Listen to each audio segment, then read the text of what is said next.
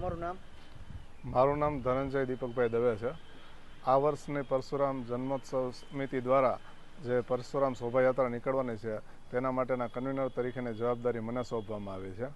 આવનારી 10 મેના દિવસે પરશુરામ જન્મોત્સવ હોય તે નિમિત્તે દર વખતની જેમ વર્ષોથી ચાલતી પરંપરા મુજબ એક શોભાયાત્રા કાઢવામાં આવે છે તથા આવનારા આગલા 10 દિવસ દરમિયાન ત્રિકોણબાગ ખાતે એક પંડાલ નાખી રોજ સાંજે મહાઆરતી તથા આરતી પૂર્ણ થયા બાદ વિવિધ સાંસ્કૃતિક પ્રવૃત્તિઓ મહિલા મંડળ દ્વારા કરવામાં આવે છે અને તેના બાદ અલ્પાહાર ગોઠવવામાં આવ્યો છે.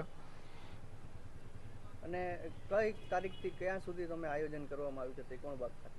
ત્રિકોણબાગ ખાતે તારીખ 1 થી 10 દરમિયાન પંડાલમાં મહાઆરતીનું આયોજન કરવામાં આવ્યું છે તથા 10 તારીખે પરશુરામ જન્મોત્સવ નિમિત્તે શોભાયાત્રાનું આયોજન છે.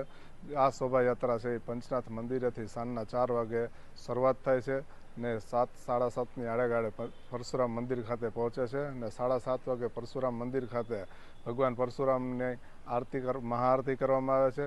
ત્યારબાદ મહાઆરતી પૂર્ણ થયા બાદ ત્યાં એક મહાપ્રસાદનું આયોજન કરવામાં આવેલું છે. આ મહાઆરતી દરમિયાન દર વખતની જેમ આશરે 10,000 જેવું ભૂદેવો સાથે જોડાય અને શોભાયાત્રાનું શું કહેવાય નીકળે છે અને ત્યાં મહાપ્રસાદ ખાતે આશરે 10,000થી વધારે ભૂદેવો જોડાય છે. અને ડાયરાનું પણ આયોજન કર્યું છે આપણે ત્રિકોણબાગ ખાતે.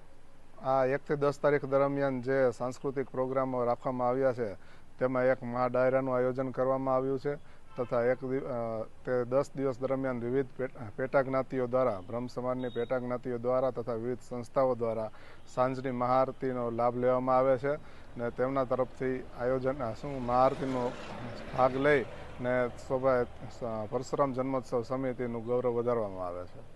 આપની લોકોને શું અપીલ?